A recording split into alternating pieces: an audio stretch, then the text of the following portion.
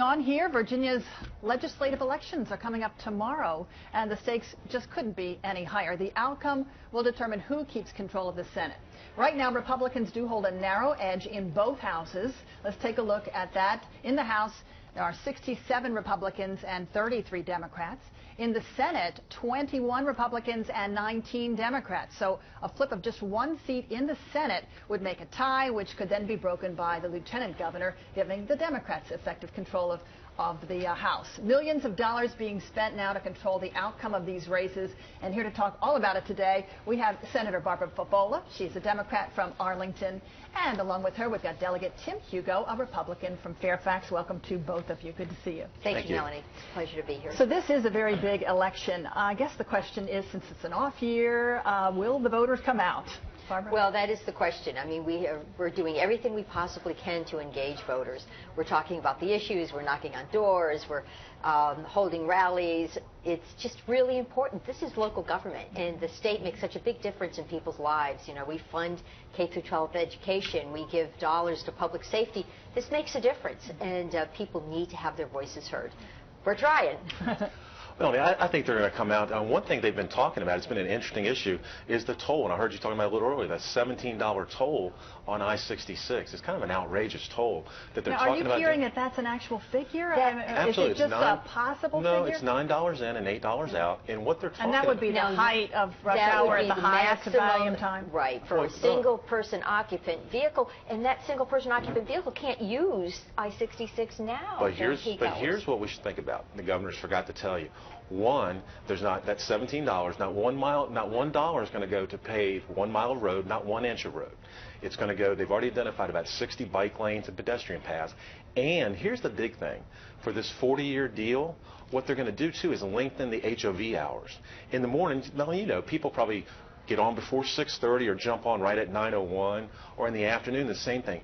Well, instead of 2.5 hours in the morning and 2.5 hours in the afternoon, it's going to be 4 hours in the morning and afternoon. That impacts a lot of people. This is a bad deal. Even you heard Jerry Connolly running away from it. The governor's pushing it, and he's pushing all his Democrats to vote for it. If you want these tolls on the $17 toll on I-66, vote Democratic. If you're, just remember, now you'd be paying $1,000 if you were on I-66 as a single occupant vehicle. A huge penalty, and you would have points against your license. Remember, this is not a done deal. This is not a done deal. We've received a lot of feedback from constituents. I think this option on the single-person vehicle is going to fall by the wayside. But it's also important that we have a civil and honest and frank conversation about it. It's an honest discussion, and if the governor's pushing it, and the thing is, he can do it at the Commonwealth Transportation Board meeting in December. They plan on having a vote on this. When we come back in January, if he does it, we're going to have legislation to overturn it, because this impacts thousands and thousands of commuters in Northern Virginia. And Melanie, you're asking, that's the issue people are talking about. I can't believe how many people. That's what's going to bring people out to the polls tomorrow. I think so. It really is. But so will gun safety. That'll bring a lot of people out to the polls. There'll be other issues that people care about. Certainly women's choice. There are all kinds of issues that affect people's day-to-day lives, and they're actually going to be voting. And I think they'll be voting. But I think they're going to be voting. I think they're going to be voting for the Democrats, Tim. And this toll issue is just a subterfuge. It's something that we really have not had an honest conversation about. I think we're going to be voting because the commuters in Northern Virginia have finally figured out that Governor McAuliffe thinks that they are his personal ATM machine.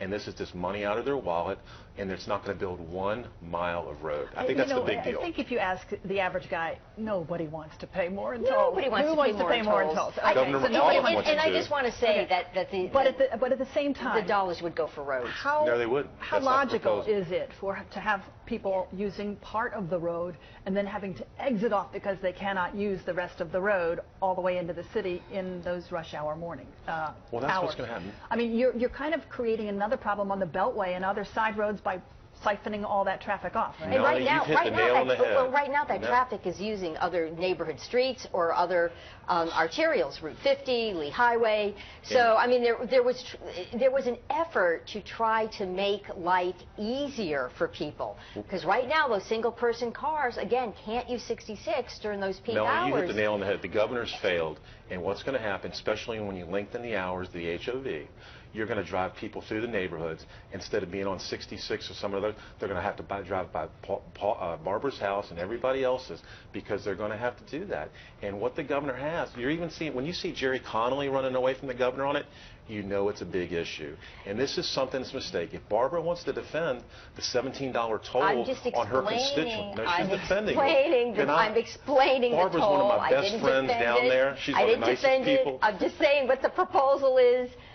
The Democrats, if she wants to defend it, the Democrats care about affordable living as well. This is clearly a hot button issue. Yes. We can't seem to discuss it. And we invite all of you out there, if you would like to weigh in on this issue, give us a call. The number is 703-387-1020, and we'll try to get your question answered or a comment that you have on this. You can see it's a hot button issue. I think we should move on. So most of what we're talking about is I-66 inside the Beltway. That's right. The other part of I-66, the expansion, is outside the Beltway. Now, the governor's talking about 5 lanes in each direction. 3 would be regular use lanes, 2 would be toll lanes, hot lanes. HOV, what happens to the current HOV lanes? Do they disappear? They're incorporated in.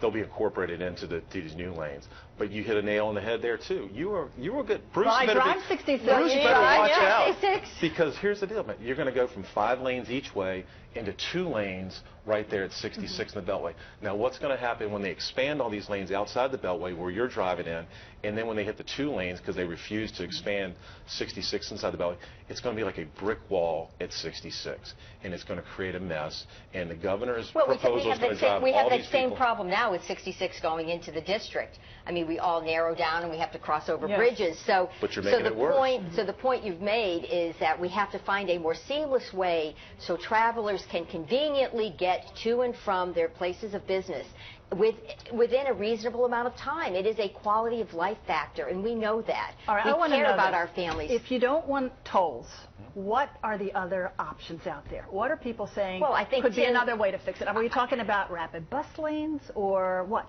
Well, Tim was talking about expansion. Sending Metro out 66. Oh, I would expand 66 inside the Beltway, and it should. They can put a reversible lane in there now. Arlington's opposed to it, and I understand.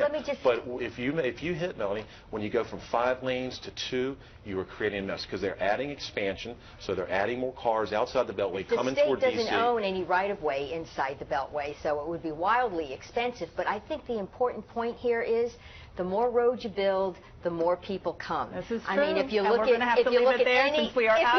any transportation study, Senator Barbara Fabiola, thank you from Arlington. Thank you. Delegate Tim Hugo from Fairfax. Thank you so much. And we'll be right back.